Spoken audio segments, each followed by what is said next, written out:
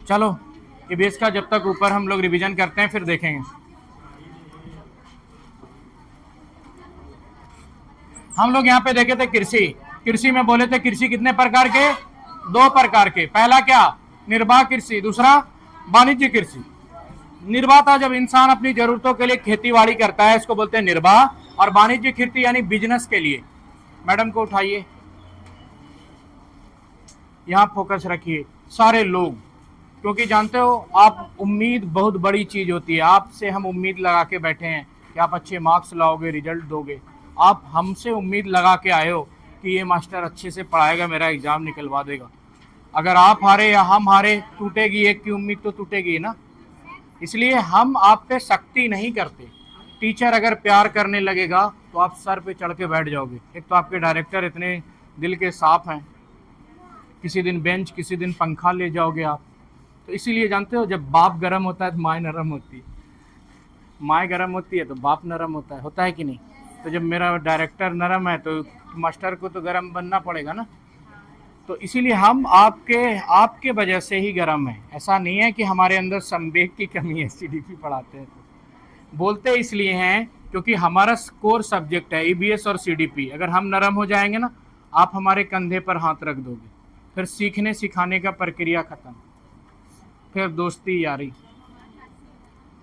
कृषि हम बताए थे कि कृषि वो है जिस चीज को हम जमीन से उगाते हैं वो भी कृषि है, या उस जमीन से उगाए हुए सामग्री से हम किसी का लालन पालन करते हैं और उससे मुनाफा निकालते हैं, वो भी कृषि है। यानी गाय को चारा खिलाए, गाय कृषि के उदाहरण है। बकरी को चारा खिलाए, बकरी कृषि के उदाहरण है। मुर्गी को दाना खिलाए, मुर्गी कृषि के उदाहरण है। एग्रीकल्चर जिसमें लगा हुआ होगा कल्चर, सारे क्या हैं, कृषि के क्षेत्र हैं। जैसे सेरिकल्चर, पीसीकल्चर, बीटीकल्चर, जितना भी चीज है सब क्या है, एग्रीकल्चर। कृषि को हम लोग दो भागों में बांटे थे, पहला था निर्वाह कृषि, दूसरा वाणिज्य कृषि। निर्वाह अपनी जीवन यापन के लिए, वाणिज्य कृषि बिजनेस के लिए। फिर देखे थे कोई भी कृषि दो चीजों पर निर्भर करता है, एक है प्राकृतिक या भौतिक संसाधन, दूसरा है मानवीय संसाधन। प्राकृतिक या भौतिक संसाधन का अर्थ है जो हमारी प्रकृति हमारे लिए संसाधन उपलब्ध कराती है, जैसे तापमान, वर्षा, आर्द्रता, ये सारी चीजें हैं भौतिक संसाधन या प्राकृतिक संसाधन। और मानवीय संसाधन है कुदाल, खुरपी, ट्रैक्टर, मोटर, पाइप, ये सारी चीजें क्या है, मानवीय संसाधन। तो कोई भी कृषि व्यवस्था दो संसाधनों पर निर्भर करती है, प्राकृतिक संसाधन, मानव निर्मित संसाधन, जिसको मानवीय संसाधन बोलते हैं। कृषि दो तरीके का होता है, पहला कृषि है निर्वाह कृषि, दूसरा है वाणिज्य कृषि। कृषि के तरीके कितने, दो, निर्वाह कृषि और वाणिज्य कृषि। कृषि के यंत्र कितने हैं, एक है प्राकृतिक या भौतिक संसाधन, दूसरा है मानवीय संसाधन। तो ये हो गया बीज, मशीन, ये सारी चीजें हो गया मानवीय संसाधन। सूर्य, तापमान, ढाल, मृदा कैसी है, ये सारे हो गए भौतिक संसाधन। कृषि को कितने भागों में बांटे, दो भागों में, निर्वाह कृषि और वाणिज्य कृषि। निर्वाह मतलब खुद के जीवन यापन के लिए कृषि, वाणिज्य मतलब बिजनेस करने के लिए कृषि। आगे फिर हम देखे थे कृषि के प्रकार। कृषि के प्रकार में एक कृषि है झूम कृषि, चलवासी कृषि, या झूम कृषि बोलते हैं इसको नॉर्थ ईस्ट में, या घुमंतु कृषि। तो झूम कृषि, घुमंतु कृषि, चलवासी कृषि। और हम लोग ये देखे थे, काहे ऐसे खरखरा रहा है, चलो, निर्वाह कृषि, झूम कृषि और घुमंतु कृषि, ये सब नॉर्थ ईस्ट में। आवाज ज्यादा होने की वजह से है शायद, ठीक है, तो ये हिल रहा है, अब ठीक है।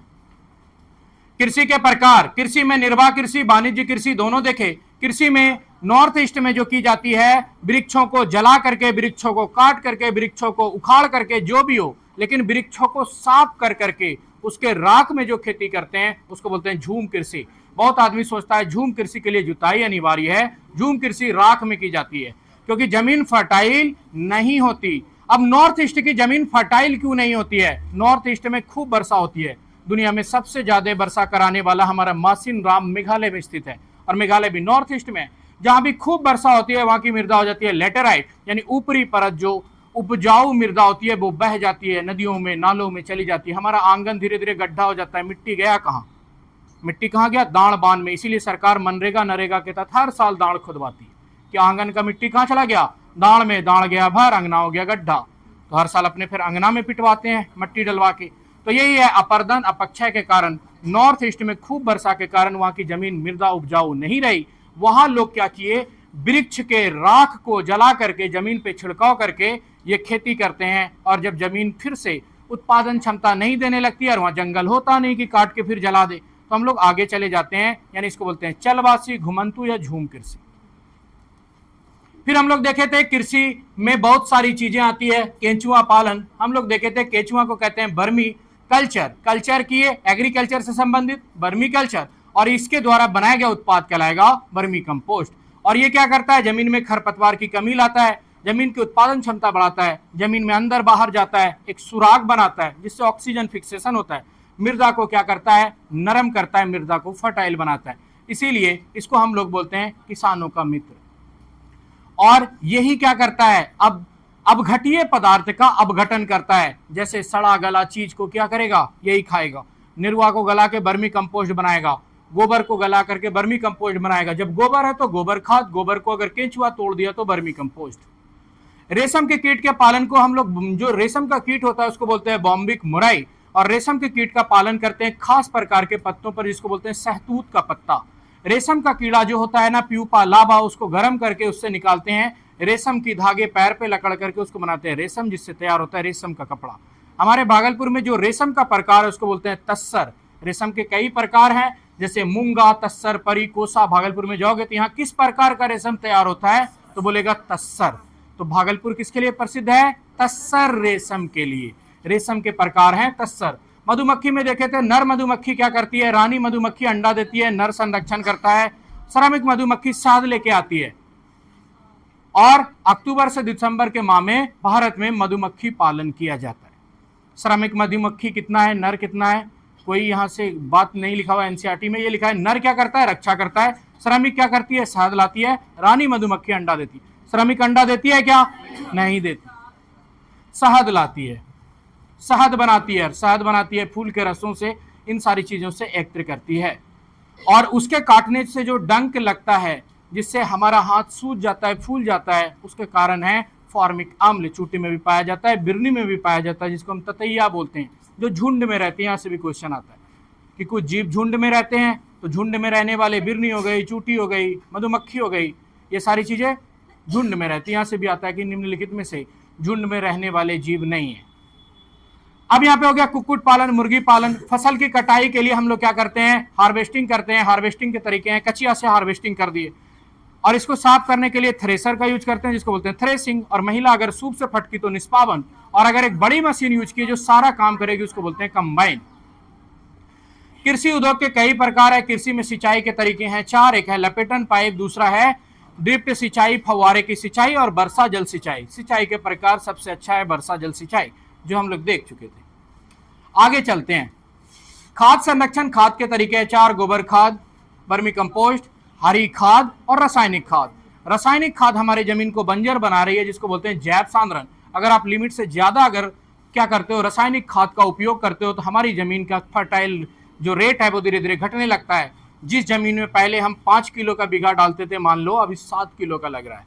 आने वाले जमाने में क्या होगी, जमीन और ज्यादा खुराक मानने लगेगी। जमीन का नशा है रसायन पदार्थ। जैसे इंसान का डोज बढ़ता जाता है नशा करते करते, वैसे जमीन का डोज बढ़ता जा रहा है रसायन खाते खाते। इसलिए हम लोग जैविक कृषि की ओर जा रहे हैं। हमारा जो भी सामान तैयार होता है, सबसे पहले किसी भी चीज, हम लोग प्याज को देखे थे, प्याज के लिए सबसे पहले जमीन को क्या करेंगे, जुताई, जुताई के बाद रोपाई, रोपाई के बाद निराई, निराई के बाद कटाई, कटाई के बाद छिलाई, छिलाई के बाद खाई, जो भी रहे वहां पे।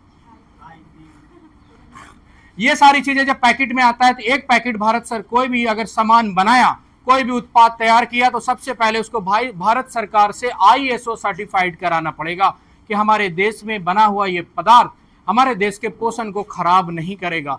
मान लो कि कोई बड़ी कंपनियां ऐसा सामान बना दी, इसीलिए देखते हो कोई कहता है चिलगम में चर्बी लगा हुआ है, मैगी में चर्बी डाला जाता है, तो तुरंत बैन कर देती है ना सरकार। फिर उसका जांच होता है, फॉरेंसिक टेस्ट होता है, और ये करती कौन है, ISO ट्रेडमार्क। यानी कोई भी चीज अगर आप बनाओगे तो भारत सरकार पहले उसकी जांच करेगी, क्योंकि खाएगा कौन, भारत में रहने वाला लोग। अगर एक दिन में अगर कोई 1 करोड़ पैकेट खा लिया और सब जहरीला था, तो 1 करोड़ जनता एक दिन में मर जाएगी ना। और सरकार को कितना देना पड़ेगा? पर आदमी 4 लाख रुपया। 1 करोड़ गुना 4 लाख, सोचो कितना ज्यादा खर्चा आ जाएगा देश पर। देश गड़बड़ा जाएगा। एक घर में 4 आदमी मर जाए तो कितना आफत हो जाएगा। 1 करोड़ लोग मर जाए तो क्या हो जाएगा। इसलिए सरकार क्या करती है? उस उत्पाद की जांच करती है, और जांच करता है, ट्रेडमार्क देता है ISO। इसलिए हर पैकेट पे लिखा होगा ISO सर्टिफाइड। और कोई भी पैकेट होगा ये इस मानक पैमाने को क्लियर करके देगा अपने आदमी को, ताकि दाम में भ्रष्टाचारी ना हो। अगर क्या होगा कि कोई कंपनी क्या किया, मान लो मोबाइल बनाया, दाम रख दिया 1 लाख, सरकार बोलेगी हराम का पैसा है क्या? जनता तो बेवकूफ है, 1 लाख दे देगी, लेकिन सरकार उसको 1 लाख में बेचने नहीं देगी। अगर वो सामान 4000 में तैयार हुआ है तो सरकार उसको 4100 में बेचवाएगी, 4200 में बेचवाएगी। नहीं तो हमारे देश का पैसा क्या हो जाएगा? राय छित्तिर हो जाएगा ना। तो पहली चीजें हैं दाम, दूसरा बनाए कब हो, खराब कब होगा, मिलाए क्या हो, शरीर पे प्रभाव क्या डालेगा, ये चीज लिखना पड़ेगा आपको। क्योंकि बहुत आदमी खाने से पहले प्रोटीन देखता है, इसमें प्रोटीन है कि नहीं ज्यादा। बहुत आदमी खाने से पहले इसमें मिला क्या क्या है। शायद कोई आदमी प्याज नहीं खाता है, कोई लहसुन नहीं खाता है, अब डाल दियो, फूड पॉइजनिंग हो सकता है। या तो खा लिया बेचारा, फिर इसका दाम निकला 50,000 रुपया, तब क्या करोगे? लिया धड़ाक से खा लेगा, खाइए ना, कोई दिक्कत नहीं, दाम थोड़े है, बाद में बताएंगे। तो दाम आपको मेंशन करना पड़ेगा। दूसरा एक्सपायरी डेट, कि खराब कब होगा, और ये कंपनी को क्या करना होगा? किसी भी रिटेलर व्यक्ति विशेष तक पहुंचाने से पहले लिख के देना पड़ेगा। तो किसी भी खाद्य उत्पाद पर निम्नलिखित में से सूचियां लिखी होती है। अब ऑप्शन में दिया रहेगा दाम, निर्मित तिथि, एक्सपायरी डेट, मिश्रण सूची, ऊर्जा सूची, कि कितना कैलोरी क्या क्या है, उसमें ऑलरेडी मेंशन होता है। हम लोग देखे थे अबू धाबी, दुनिया में बहुत ऐसे देश हैं जो मजबूर हैं, कृषि नहीं कर सकते। लेकिन कृषि का मतलब सिर्फ चावल धान उगाना नहीं, खजूर की भी खेती क्या है? कृषि है। तो अबू धाबी में रेगिस्तानी क्षेत्र है, वर्षा कम होती है, नदी झील नहीं है, सिंचाई के साधन नहीं है, इसलिए वहां ऐसी खेती की जाती है जैसे खजूर की खेती। खजूर क्या होती है? इसकी पत्तियां मोटी होती है, बाष्पोत्सर्जन की क्रिया कम होती है, लंबा टाइम तक टिक सकती है। इसलिए इन क्षेत्रों में जो खेती होती है, खजूर की भी क्या है? खेती है। नारियल की भी क्या होती है? खेती होती है। लोग सगमान की भी खेती करता है। ये नहीं कि जो चीज खा रहे हैं वही खेती है, जो चीज नहीं खा रहे हैं वो भी खेती है। अब आगे देखो, यहां देखे थे, यहाँ की भाषा है अरबी, पैसा है दिरहम, दिरहम आया हुआ है, देखना EBS में क्वेश्चन। पत्तियां मोटी होती है, इसलिए रेगिस्तानी क्षेत्रों में मोटी पत्ती वाली वृक्ष पाई जाती है। ऐसी वृक्ष पाई जाती है जो कटीले होते हैं, जैसे रेगिस्तानी क्षेत्रों में लोगों के घर कटीले छत होते हैं, कांटे को अपने छत पर रख देता है, क्योंकि वहां क्या होती है? गर्मी ज्यादा होती है। गर्मी ज्यादा होने के कारण पत्तियां कांटे में बदल जाती है, जिसको बोलते हैं, क्या हो गया, तेज पढ़ा रहे हैं क्या? तेज इसलिए पढ़ा रहे हैं, पहले पढ़ा चुके हैं। दूसरा, आज हम आपको पढ़ाएंगे चंगपा जनजाति पश्मीना, जहां से 2024 का क्वेश्चन आया है, अभी जो आप एग्जाम फेस किए होगे, जिसका नहीं हुआ होगा। देखो, चांगपा जनजाति भारत में एक जनजाति है, चांगपा जनजाति, जो निवास करती है लद्दाख में। ये जनजाति, चांगपा जनजाति, बदलते पर्यावरणीय दृष्टिकोण और मानव की जो वृद्धि विकास है, उसकी क्षमता कम होने के कारण अब ये उतनी ऊंचाई पर सांस नहीं ले पा रहे हैं। क्योंकि जब कोई भी आदमी, नाम सुने होगे, पहली महिला जो माउंट एवरेस्ट पर चढ़ी, कौन पड़ी? बिछेंद्री पाल। जब कोई भी आदमी जब नीचे से ऊपर चढ़ता है, जब कोई नीचे से आदमी ऊपर चढ़ता है तो ऑक्सीजन सिलेंडर लेके जाता है। अब बकरी पालने वाला जो वहां खेती कर रहा ऊंचाई पर, सिलेंडर लेके जाएगा तो कुछ बचेगा? नहीं बचेगा ना। तो ये लोग बिना ऑक्सीजन सिलेंडर के क्या करते हैं? बकरी का लालन पालन ऊंचाई पर करते हैं। ऑक्सीजन की कमी के कारण हार्ट अटैक का खतरा होता है और चक्कर आ जाती है। तो यहां है, लेह लद्दाख सभी घरों की छतें समस्त होती है, लकड़ी करके मोटे तने इस्तेमाल किए जाते हैं। ये बोल रहा है चांगपा जनजाति, वहां के घर कैसे होते हैं? पत्थरों के बने हुए होते हैं। लद्दाख में पत्थर मिलेगा, लकड़ी के घर बनाए जाते हैं। चांगपा जनजाति में सबसे बड़ी बात है कि चांगपा जनजाति के लोग 5000 मीटर की ऊंचाई पर, इतना ऊंचा है कि सामान्य रूप से सांस लेना भी मुश्किल हो जाता है। 5000 मीटर, माउंट एवरेस्ट की ऊंचाई है 8848 मीटर। सोचो 8800, 8900 मान लेते हैं, 8848 है, और ये लोग भी तो 5000 मीटर चढ़ा हुआ है ना। 5000 मीटर मतलब 5 किलोमीटर। 1000 मीटर बराबर 1 किलोमीटर। 5 किलोमीटर यहां से कितना चले जाओगे? बहुत दूर चले जाओगे। सनौला तो उतना दूर नहीं जा पाओगे, थोड़ा सा पीछे आओ, तो वहां तक चले जाओगे। तो सोचो, इतना ऊंचा पर्वतों पर ये लोग बकरी का पालन करता है, तो ऑक्सीजन में तो प्रॉब्लम आएगी ना। अब मजदूर आदमी सिलेंडर लेके चढ़ेगा तो बचेगा कुछ, उसको नहीं बचेगा। इसीलिए यहाँ सिर दर्द, कमजोरी, सांस का प्रॉब्लम, और यहाँ तापमान इतना कम हो जाता है कभी कभी, क्योंकि ऊंचाई बढ़ने पर तापमान घटता है। तो ऊंचाई बढ़ने पर जब तापमान घटता है तो कभी कभार यहां 0 डिग्री सेल्सियस या माइनस में ठंडी चली जाती है। दूसरा कि इस जनजाति में केवल 5000 लोग ही अब बचे हैं। भारत सरकार की गाइडलाइन कि आज चांगपा जनजाति के ऐसे 5000 लोग ही बचे हैं जिनको चांगपा जनजाति का खिताब प्राप्त है। चांगपा जनजाति का खिताब का क्या मतलब है कि जो पर्वतों पर आज भी बकरी का लालन पालन करते हैं वो चांगपा जनजाति के सदस्य कहलाते हैं। जनजाति का मतलब क्या है? समाज की मुख्य धाराओं से कट करके जो जंगलों में निवास करते हैं उसको जनजाति कहा जाता है। तो 5000 मीटर की ऊंचाई पर रहने के लिए क्षमता चाहिए। बहुत लोग पलायन कर गए और अपने पेशा को छोड़ दिया, दूसरे समुदाय में मिल गए और ये चांगपा जनजाति का खिताब समय के साथ खो दिया। मान लेते हैं कोई बाहर का आदमी मरड़िया मुस्लिम में शादी करके यहीं बस गया, 3-4 पूछ के बाद उसको कोई कहेगा क्या थे? सब तो कहेगा खानदान ही यही है, मरड़िया है, जो आप देखोगे वही ना, और जो जानने वाला था वो भी मर गया। तो यही क्या हो गया कि इसकी आबादी धीरे धीरे तेजी से घट गई। ये लोग क्या करते हैं? भेड़ बकरियों के झुंड के साथ घूमते हैं, चलवासी पशु जीवन जीते हैं। तो जो चलवासी होते हैं, चलवासी कृषि कौन करते हैं? जो सीजन के टाइम पे अपने भेड़ बकरी को लेके गया, गेमा सुदाम उगाया, खिलाया, फिर आगे बढ़ गया। क्योंकि ये लोग क्या करते हैं? किसी भी स्थान पे अस्थायी नहीं रह सकते, तो ये लोग इसीलिए चलवासी कृषि करते हैं। और चलवासी पशु को भी जो चलता हो, जैसे भेड़िया वाले को देखे हो, 100 भेड़िया एक साथ रोड पे ले जाते हुए, तो ये चलवासी कृषि के उदाहरण है। ये उतनी ऊंचाई पर एक घर बनाते हैं, टेंट बनाते हैं। उस टेंट को चांगपा जनजाति के द्वारा कहा जाता है रेबो। तो चांगपा जनजाति में जो टेंट होता है उसको क्या नाम देते हैं? रेबो, जो बनाया जाता है याक के बाल से। तो चांगपा जनजाति अपने टेंट को किसके बाल से बनाता है? याक के बाल से, और उसको क्या बोलते हैं? रेबो। चांगपा जनजाति के लोग किसकी कृषि करते हैं? पशुपालन, भेड़ बकरियों का। कितनी ऊंचाई पर रहते हैं? 5000 मीटर की ऊंचाई पर। दूसरा, टेंट लगाने से पहले जमीन में 2 फुट गड्ढा खोदा जाता है, फिर गड्ढे के आसपास की ऊंची जमीन पर टेंट लगाते हैं। कभी गुलगुलेनिया देखो, वो भी वैसे ही लगाता है, ताकि क्या हो जाए कि जो समतलीय भाग है वो आराम से स्थिर हो सके, आराम से सेटअप हो सके। और जो इसके बने होते हैं टेंट, वो रेबो कहलाते हैं। और ये बने किसके होते हैं? याक के बाल। याक के बाल से बनाए गए टेंट को क्या बोलते हैं? रेबो। याक के बाल से बना हुआ रेबो टेंट सामान्य रूप से किस जनजाति का द्योतक है? चांगपा जनजाति। चांगपा जनजाति के लोग कहाँ रहते हैं? पहाड़ों पर। क्या करते हैं? बकरी भेड़ का पालन। पहाड़ की कितनी ऊंचाई पर रहते हैं? 5000 मीटर की ऊंचाई पर। अब ये लोग अपनी जनजाति को छोड़ के क्यों पलायन कर गए? क्योंकि इतनी ऊंचाई पर रहना मानव की क्षमता के बस का अब नहीं रहा। पुराने जमाने में लोग क्षमतावान थे, शारीरिक क्षमता बहुत ज्यादा होती थी, वो सरवाइव कर जाते थे। और अब लोग इतने मेहनती नहीं है। 5000 मीटर से ऊपर उतरना और चढ़ना, बहुत लोग क्या होते हैं अपनी पूरी लाइफ ही एक ही पहाड़ पे बिता देता है उतरने के असकत से, क्योंकि जिंदगी चल रही है।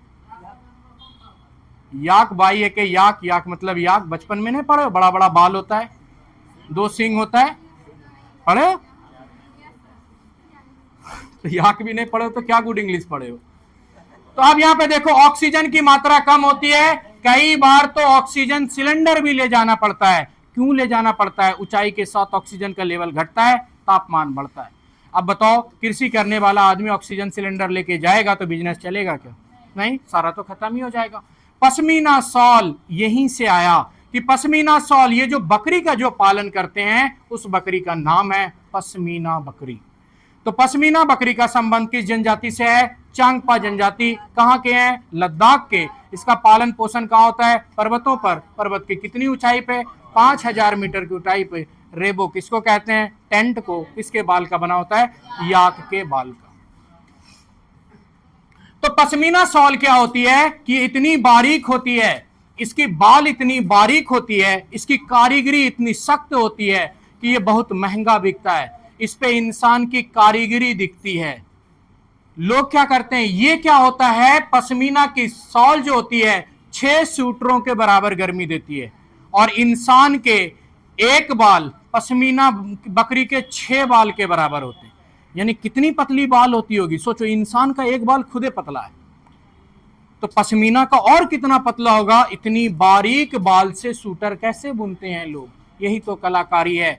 इसीलिए लद्दाख का पश्मीना शॉल पूरी दुनिया में फेमस है, गर्मी के मामले में भी और कारीगरी के मामले में भी। कारीगरी में क्या, इतनी पतली कि इंसान का एक बाल पश्मीना के 6 बाल के बराबर हो, और गर्मी इतनी कि एक शॉल 6 शॉल के बराबर हो, इसलिए इसका डिमांड है। बकरी के 6 बाल मिलाकर तुम्हारे सिर के एक बाल की मोटाई के बराबर होंगे। इसको एक शॉल को बनाने में 250 घंटे बुनाई करते हैं। अगर एक कारीगर 250 घंटा काम करे तब जाके एक शॉल तैयार होगा।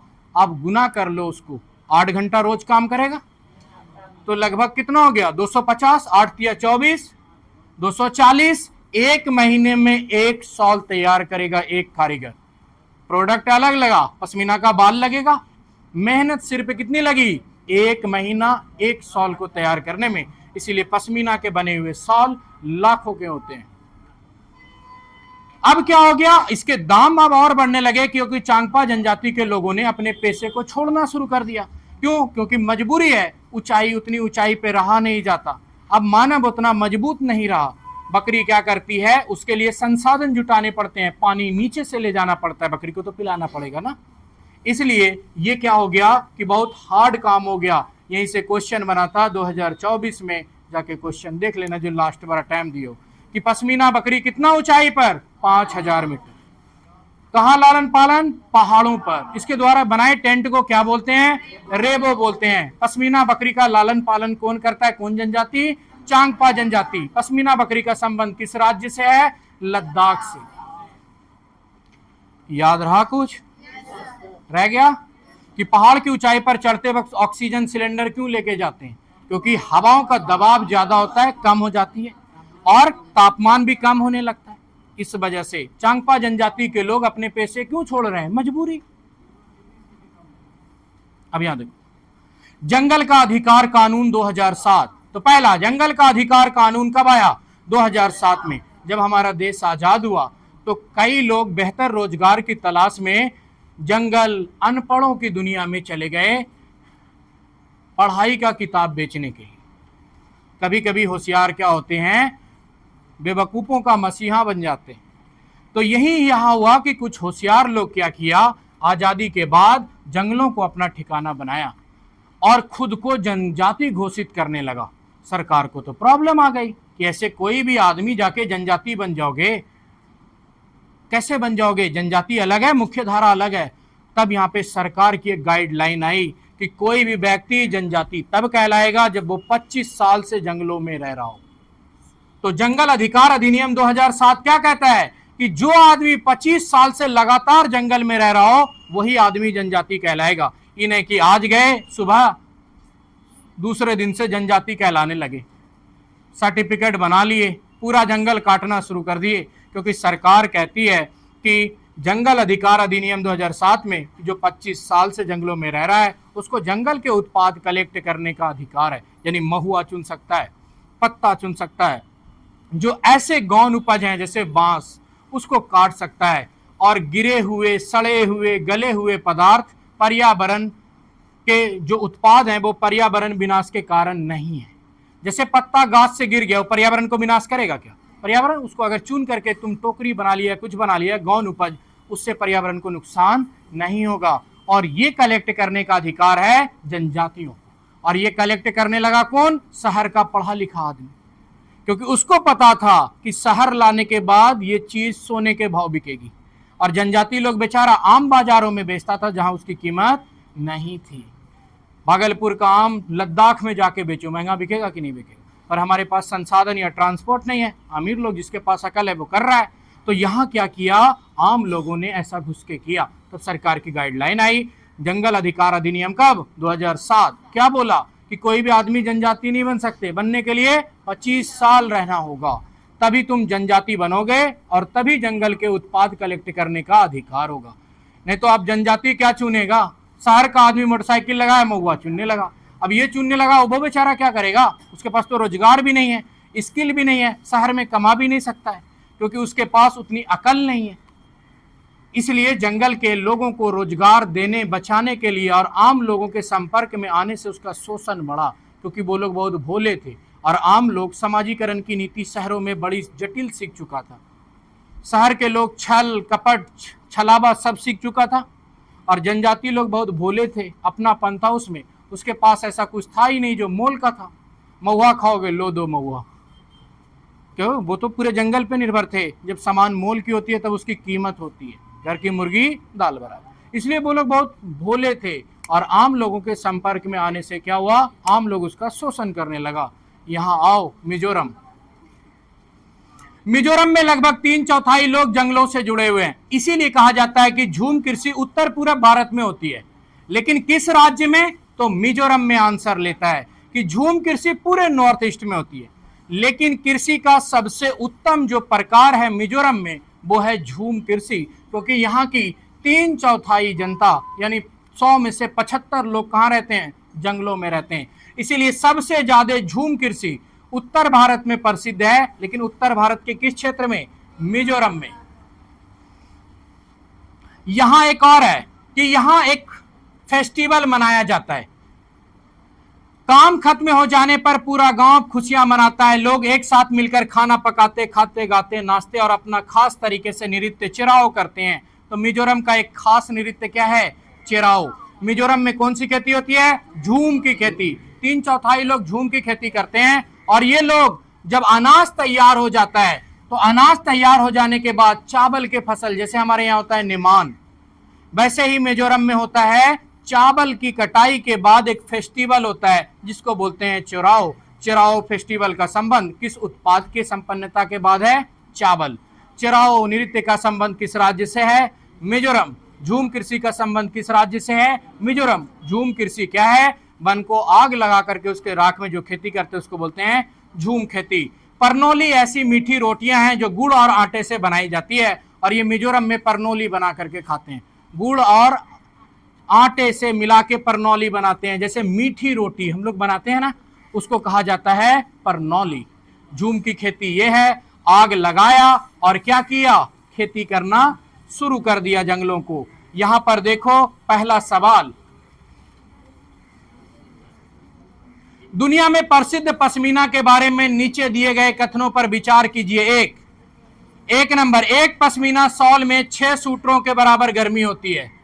कोमल पश्मीना पहाड़ी बकरियों की एक खास नस्ल से एकत्र किया जाता है जो 5000 मीटर ऊंचे पहाड़ों पर रहती है। अत्यधिक सर्दी से बचाने के लिए बकरियों के शरीर पर गर्म बालों की एक परत उग जाती है। पतले बालों को बकरियों के शरीर से काटने के पश्चात मशीनों द्वारा बुनाई की जाती है। इनमें से इसमें क्या हो गया कि सारे ऑप्शन सही हो गए, गलती से ABD CD नहीं लिखा गया, बाय मिस्टेक। हाथ से ही बुनाई करते हैं, तो यहाँ पे मशीनों से हो गया तो गलत हो गया। तो D नंबर 4 नंबर जाएगा क्या? नहीं जाएगा। तो ये भी कट गया, ये भी कट गया। ये देखो, एक पश्मीना सॉल में 6 सूटरों के बराबर गर्मी होती है, सही है गलत? सही। B, कोमल पश्मीना पहाड़ी बकरियों की एक खास नस्ल है जो 5000 मीटर ऊंचाई पर रहती है, सही है। तो A भी सही हो गया, B भी सही हो गया। अब A B एक ही ऑप्शन में है, आंसर C भी सही होगा। तो क्या हो गया? A B C। और यही सवाल 2024 का है। 5000 मीटर की ऊंचाई पर अलग अलग ऑप्शन दिया हुआ था और एक ही बार में आपका हो गया सोफड़ा, यहां से साफ खत्म हो गया। अब देखो यहाँ पे विशेष प्रकार के नृत्य जिसे चिराओ कहते हैं, कहाँ के लोगों के द्वारा किया जाता है? मिजोरम के लोगों के द्वारा। मसालों का वह समूह जिसके प्रत्येक सदस्य को केरल में उगाया जाता है, कौन सा है? जीरा, काली मिर्च, इलायची। अब यहाँ पे देखो,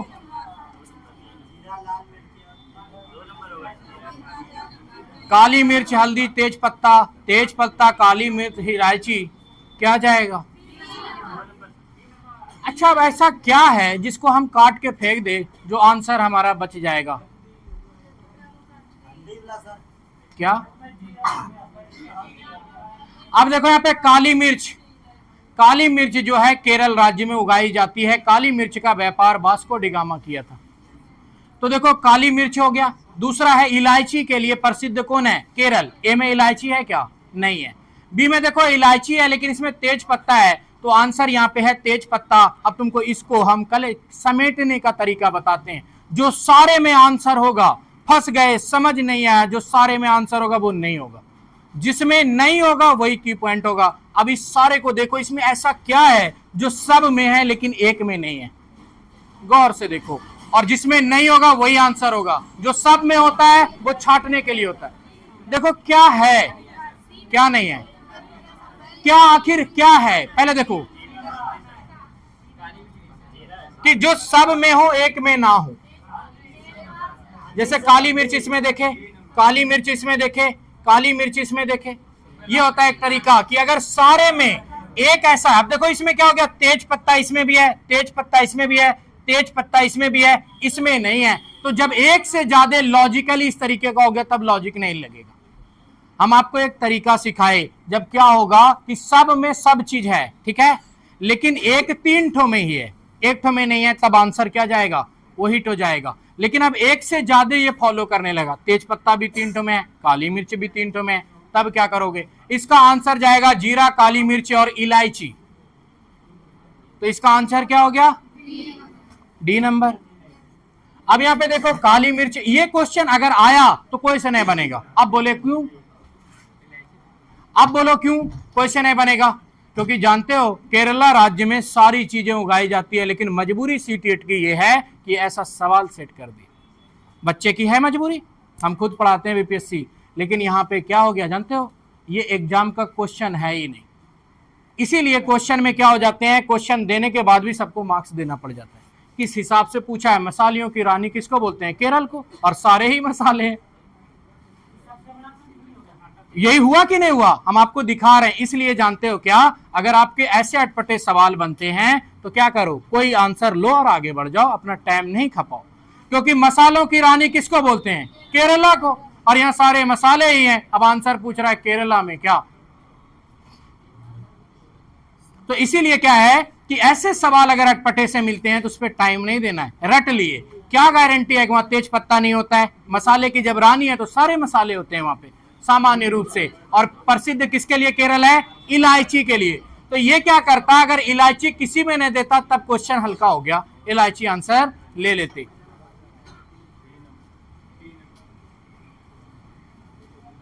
हम आपको यहां पे सारी चीजें पहले करा चुके हैं, एक भी ऐसा क्वेश्चन है जो पहले नहीं कराए। तो एक पश्मीना बकरी थी, इस तरीके से हमारा क्या हो गया कि ये चैप्टर अब पूरी तरीके से हो गया समाप्त।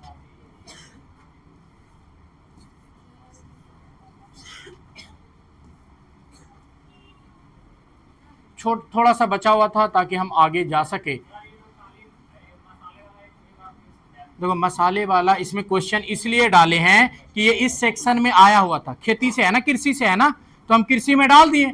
लेकिन टीचर क्या करता है, बच्चे को रटा देता है कि सीटेट में जो की आंसर की दिया ना उससे रटा के मजबूर कर देता है बच्चों को। हम बच्चों को नहीं रटाते, हम बच्चों को बताते हैं कि भारत का प्रसिद्ध राज्य जो मसालों के लिए फेमस है वो है केरल। और अब बताओ कि मसालों के लिए केरल जब फेमस है तो ये सारे मसाले हैं, तो आंसर आयोग ले लिया, मान लेते हैं बी या डी, तुम रट के बैठ गए। अब ये आएगा दोबारा कभी नहीं, लेकिन ये कृषि से संबंधित था तो हमको क्वेश्चन तो डालना था ना प्रीवियस ईयर, इसीलिए यहाँ पे हम मेंशन कर दिए ताकि आपको ये बता सके कि केरला मसालों की रानी है और वहां पे इलायची केरल का क्या है, उसको रानी बनाता है। इसलिए मसाले जितने हैं सब केरला में होते हैं, और ये आंसर हो गया बकवास। तो ऐसे सवाल कृषि से था, हम कृषि में डालना जरूरी था। तो यहां पे क्या किए कि जो सवाल कृषि से आए हुए हैं हम यहाँ पे डालने का कोशिश किए हैं, जो अटपटे हैं, जो हौला है तो उसको निगलेक्ट कर दिए कि आप आसानी से बना सकते हो। अब अगर बना दोबारा क्वेश्चन कि हाँ तो इलायची अगर रहा तो आंसर इलायची जाएगा, खाली यहां से इलायची अगर ये हटा देता तो आंसर क्या चला जाता, डी चला जाता, क्योंकि इलायची की रानी किसको बोलते हैं, केरल को। इसीलिए केरल को मसाले की रानी बोलते हैं और केरल में सारे मसाले उगाए जाते हैं। यही इसका हो गया की पॉइंट, आंसर हो गया सभी। तो वहां पे आंसर उसको देना चाहिए 1 2 3 4, आंसर लेता सभी। क्वेश्चन बना दिया, ऑप्शन सेट नहीं कर पाया। तो इसीलिए कभी कभार क्या होते हैं कि सीटेट में आपके 82 आए आंसर की से, बाद में फिर 85 आ जाते हैं, 90 आ जाता है किसी किसी का। तो वो क्या करता है, अपने क्वेश्चन को आंसर तो दे दिया, बाद में फिर से रीबैक कर देता है। तो इसको रटना नहीं, और कुछ सवाल के जवाब अगर आपके किताबों में कुछ दिया हुआ है और अगर हम उसको चेंज कराते हैं तो इसका मतलब ये नहीं है कि हम किताब से महान हैं। हम आपको किताब के हिसाब से नहीं पढ़ाते हैं, हम आपको अपने हिसाब से पढ़ाते हैं, क्योंकि आप किताब के हिसाब से अगर आपको पढ़ाएंगे तो किताब अपने हिसाब से है, हम अपने हिसाब से पढ़ाते हैं। माइक खुला ही है।